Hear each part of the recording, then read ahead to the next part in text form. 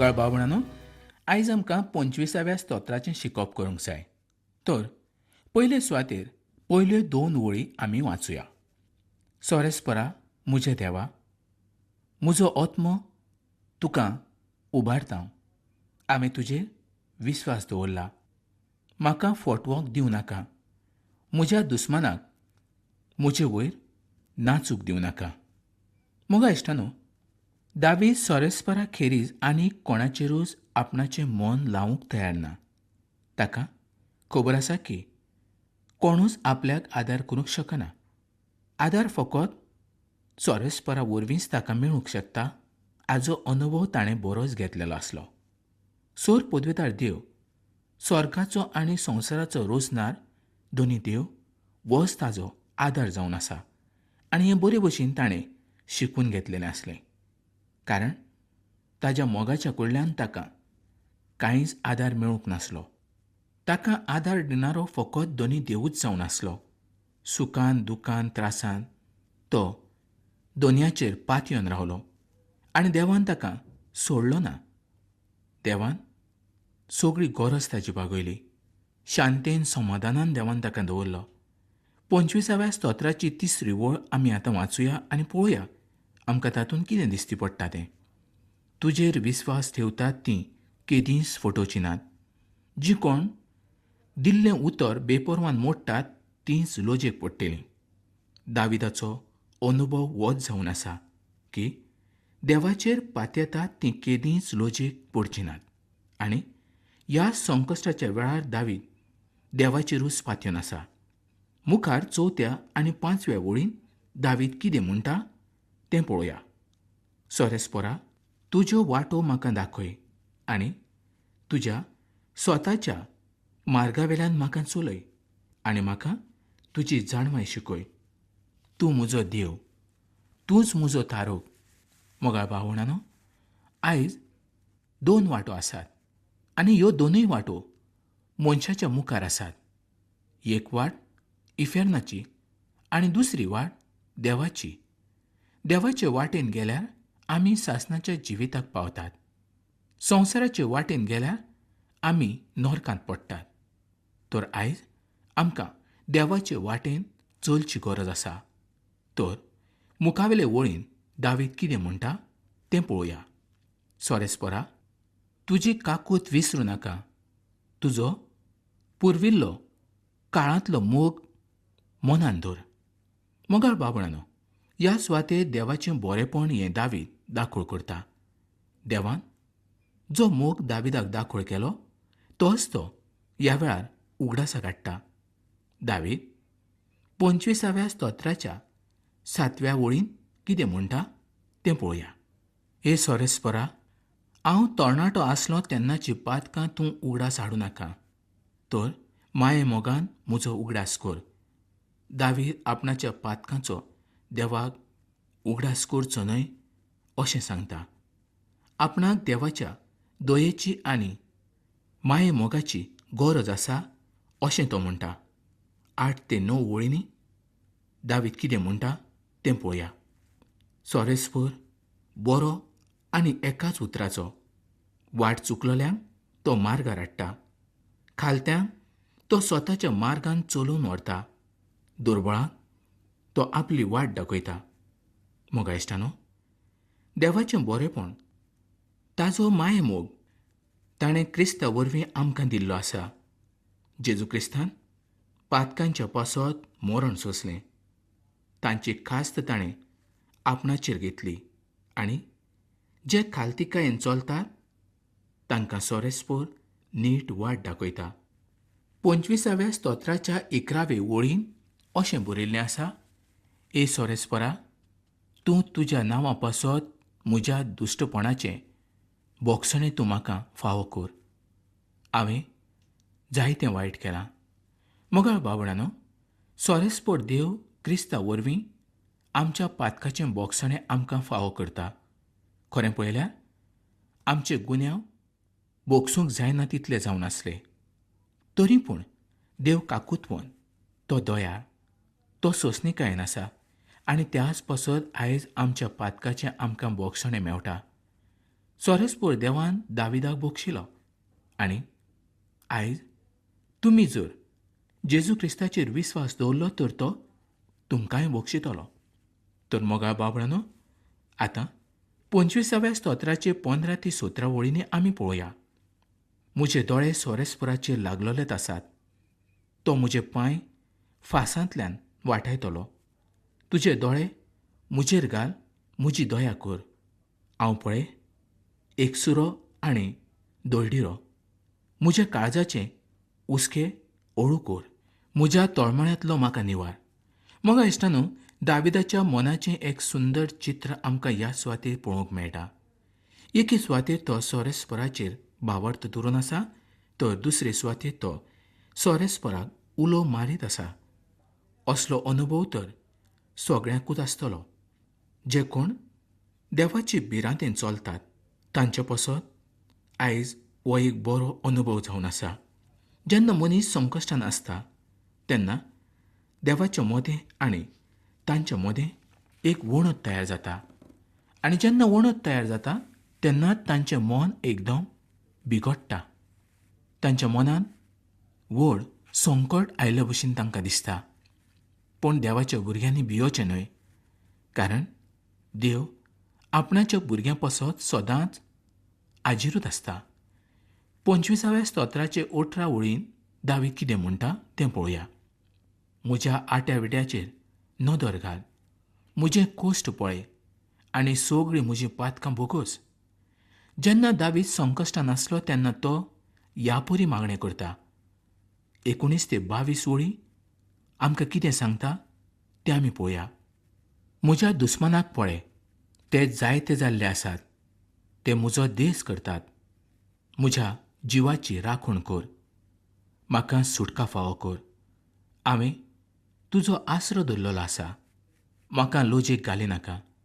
हांव तुजीच वाट पळोवन आसा. ए सोरेस्पोर देवा, इस्रायलाक तांच्या सगळ्या संकश्टांतल्यान सुटका फावो कर. मोगाळ बावळांनो, हें एक सुंदर मागणें जावन आसा. तुमच्या आनी म्हज्या जिविता पासत तर तें सुंदर मागणें जावन आसा. आनी त्याच बरोबर इस्रायलाचे पासतूय एक सुंदर मागणें जावन आसा. जेन्ना इस्रायल लोक संकश्टान आसले त्या वेळार तांकांय असल्या मागण्याची गरज आसली. आनी आयज आमकांय असल्याच मागण्याची गरज आसा. आतां आमी 26व्या स्तोत्राचें शिकप करुया. तर पयले सुवातेर पळोवया.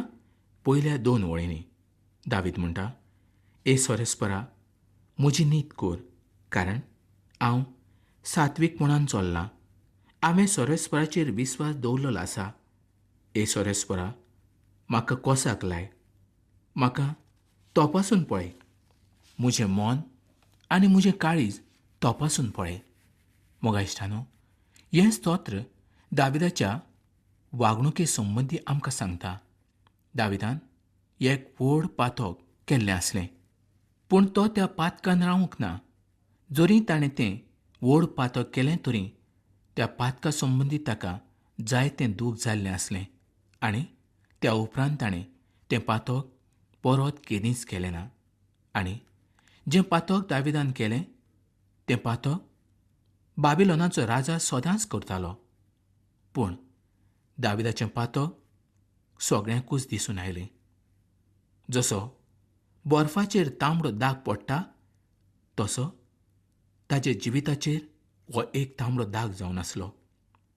त्याच पसत दावीद आपणाचें पातक देवाच्या मुखार कबूल करता आनी रडोन मागणें करता. आनी तेन्नाच देव ताका बक्षिता. आयज तुजीं आनी म्हजीं पातकां देव बक्षूंक तयार आसा. जर आमचीं पातकां आमी दुनिया जेजू क्रिस्ता मुखार उक्तीं केलीं तरूच. 26वें स्तोत्र 3 आनी 4 वळीन आतां आमी पळोवया. तुजी दया मया म्हज्या मुखार आसा आनी तुज्या स्वता प्रमाणें हांव चलतां. फोटकिऱ्या मोदें हांव बसना आनी दोंगी मनशां बराबर हांव भोंवना. मोगा इश्टानो, दाविदाचें हें मागणें आमकां पयल्या स्तोत्राचो उगडास करून दिता. मुखावेल्या वळीन दावीद कितें म्हणटा तें पळोवया. ए सोरेस्परा देवा, हांव जेन्ना निर्दोशपणान म्हजे हात धुयतलों तेन्ना म्हज्या वेदीक भोंवताडे मारतलो. मुगा इश्टानो, आमच्या बावार्थाच्या जोडयेक आमचें वागणें बरें आसूंक जाय. हेंच आमकां ह्या स्तोत्रावेल्यान समजून येता. आमचें जो पर्यंत जिवीत आमी पातकान लिपोवन दवरतात तो पर्यंत आमचें जिवीत बरें जावंक शकना. आमचें जिवीत जर बरें जातलें जाल्यार तर आमच्या जिवितांत पातक आसूंक जायना. मोगा भावणानो, पातक हें देवाच्या आनी आमच्या मदें एक वणत जावन आसा आनी त्याच वरवीं आयज आमी देवाच्या मुखार येवंक शकनात. जेन्ना आमच्या भितरलें पातक पयस जातलें तेन्नाच आमी देवाच्या मुखार येवंक शकतले. तर आतां 26व्या स्तोत्राची 12वी ओळ आमी वाचुया. म्हजे पांय बऱ्या निवळ मार्गार थीर आसात. धर्म सोबेत हांव म्हजें नांव वयर काडटां सोरेस्परा. इश्टानो, दावीद देवाक कशे तरेन आर्गां भेटयता हेंच आमकां ह्या सुवातेर समजून येता. तो आपणाक बरे सुवातेर आसा हें दाखोड करता आनी त्या सुवाते वेल्यान तो देवाचें नांव वयर काडूंक पळयता. तर आयज आमी कशे तरेन देवाचें नांव वयर काडूंक शकतले? पातकां करून काय आमच्या जिवितांत आसलेलीं पातकां कबूल करून? इश्टानो, पातक मनशा भितर आसप म्हणजे आमी देवाचे दुस्मान जावंक पावप. त्याच पासत आमचीं सगळीं पातकां आमी कबूल करूंक जाय आनी दोनया जेजू क्रिस्ताच्या रोगतान आमी नितळ जावंक जाय. तो मोगाळ आनी काकुतेन भरलेलो देव. तो आमचीं सगळीं पातकां भोगसूंक तयार आसा. तर मोगा बाबणानो, आतां आमी 27व्या आविसराचें शिकोप करुया. तर पयले सुवातेर वाचुया पयली ओळ. सोरेस्पर म्हजो उजवाड आनी तारण जावन आसा. हांव कोणाची भिरांत धरूं? सोरेस्पर म्हज्या जिवाचो किल्लो जावन आसा. हांव कोणाची भिरांत धरूं? ह्या स्तोत्राची सुरवातूच प्रस्ना वरवीं जाल्ली आसा. दावीद म्हणटा, जर देव म्हजो उजवाड तर हांव कोणाची भिरांत धरूं? मोगा बाबणानो, आमकां सदांच कसल्या ना कसल्या तरी गजालीची भिरांत सदांच दिसता. भिरांत ही जायते तरेन मनशाचेर येवंक पावता. हांव खंयच्या खंयच्या वस्तूंची नांवां घेवं? आयज तुमीच जाणा आसतलीं तुमच्या काळजांत कसली भिरांत आसा. तुमकां कोणाची भिरांत दिसता? कोणा वरवीं तुमी आयज भिरांतीन सांपडलेले आसात? मोगा बाबणानो, आयज ह्या संवसाराच्या वस्तूंक जर आमी भियेतात तर देवाच्या वस्तूंक आमी भियोवचे न्हय. देव तर जळटो उजो जावन आसा. आयज जर आमी देवा पासून पयस वचत जाल्यार आमचे भितर जिवीत आसचें ना. सैताना वरवीं आमचें जिवीत सगळें बिगडून वेतलें आनी सैतानाची ईज कशी जावन आसा की देवाचीं भुरगीं पर्यंत आयज आपणाची खुशी करची आनी ती खुशाल जावची, संवसारा प्रमाणे ती चलची. इश्टानो, अशें न्हय. देव मोगाळ. देवाक जाय आयज तुवें संवसारा पासून पयस जाल्लो आनी दोनया जेजू क्रिस्ता वरवीं तुवें देवाची खुशी केल्ली. तोच देव आयज तुका आपयता. तो म्हणटा, म्हज्या पुता, म्हजे तुवें, आयज हांव तुका नवें जिवीत दितां. म्हाका तुजे कडल्यान कांयच नाका. फकत तुजें काळीज तूं म्हाका दी. जें मेळ्ळें आसा, जें पातकान बुडोन आसा, तेंच तूं म्हाका दी. हांव तुका धवें काळीज दितां. इश्टानो, खरेंच जर आयज आमी पातकान जियेले, पातकान रावले तर मरण हें आमकां आसाच. पूण मरणा वरवीं आमकां सासणाचो उजोच मेळटलो. ज्या सुवातेचेर किडो मरोन मरना आनी उजो पालवोन पालवना असली सुवात तुका आनी म्हाका मेवतली. त्याच पासत आयज देवाची भिरांतीन आमी चलूंक जाय. देवाचें उतर आमच्या काळजांत दवरूंक जाय. मोगा बाबणानो, देव आमकां ह्या संवसारांत जल्माक बेश्टोच हाडिना. ताजी खुशी करूंक, ताजी येवजण आमी पूर्ण करूंक. संवसारांत आमी रावचें, बरें खावचें, बरें जेवचें आनी एक दीस मरून वयचें हेंच आमचें जिवीत? ना, अशें केदींच जावचें न्हय. आमी तर संवसारांतली एक व्हडली पर्जा जावन आसा. देवाचीं भुरगीं जावन आसात. आमी देवाचो खरो उजवाड आयज संवसाराक दाखोळ करूंक जाय. जर आमच्या वरवीं उजवाड संवसाराक मेळटलो जाल्यार पयले सुवातेर आमी उजवाडाचीं भुरगीं जावंक जाय. उजवाड कोण? दोनी जेजू क्रिस्त जावन आसा उजवाड, आनी आमी ताचीं भुरगीं जावंक जाय. तर मोगा भावणानो, 27व्या आविसाराची दुसरी ओळ आमकां कितें सांगता तें आतां आमी पळोवया. जेन्ना म्हजे दुस्मान म्हजे झुजोन येतले तेन्ना ते संकटांत सांपडटले. अशें दिसता की दावीद आपणाचें फाटलें जिवीत उगडासा काडटा. ताचें जिवीत जायते फावटी अडचणांनी सांपडलेलें आसलें. मोगाळ भावणानो, आयज तुमच्याय जिवितांत जायत्यो अडचण्यो आसतल्यो, आनी ह्यो अडचण्यो तुमचें जिवीत सैतानाच्या हातांत घालूंक पळयता जायत. पेद्रोन बरयल्ली पयली चीट 5वो आविसोर आनी 8वी वळीन आमकां कितें सांगलां तेंच आमी पळोवया. जागृत रावात. तुमचो दुस्मान सैतान हो गरज घालणाऱ्या शिवासारको कोणाक गिळूं काय खावूं म्हूण सोदीत भोंवता. त्याच पासत मोगाळ भावणानो, आमी सदांच मागणें करूंक जाय आनी देवाचें उतर आमच्या काळजांत दवरूंक जाय. तेन्नाच सैतान आमचे कडलो पयस आसतलो. 27व्या स्तोत्राची 3री ओळ आमी आतां वाचूया. जरी सैनीक म्हज्या मुखार उबे रावले तरी हांव भिवचो ना. झूज आनी लढाय जरी म्हजेर उपरासली जाल्यार म्हजो आत्मो थीर रावतलो. दाविदाचो बोरवोसो देवाचेरूच आसलो. दावीद आनीक कोणाचेरूच आपणाचो बोरवोसो दवरूंक तयार नासलो आनी तशें ताणें केदींच केलें ना. ताजो बोरवोसो फकत देवूच जावन आसलो. 27व्या स्तोत्राची 4थी ओळ आतां आमी वाचूया. सोरेस्परा लागीं हांव एकूच मागतां. ही एकूच म्हजी आशा, सगल्या म्हज्या जिवितांत सोरेस्पराच्या घरांत ठिकाण करूंक, सोरेस्पराची गोडसाण चाखूंक, ताज्या मंदिराचे दोळे लावूंक. मोगाळ भावणानो, ही ओळ खूब सोबीत जावन आसा. लक्षांत दवरात, दाविदाचे आवणे कसले आसले ते. दाविदान देवाचेर विस्वास दवरलो आनी ताणें ह्या संवसारांतली शांती, ह्या संवसारांतली ग्रेसकाय, ह्या संवसारांतलें आरामपण हें घेवंक ना. ताणें खूद आपणाची ग्रेसकाय म्हणजेच दोनी देव जावन आसा हें संवसाराक दाखोव करून दिलें.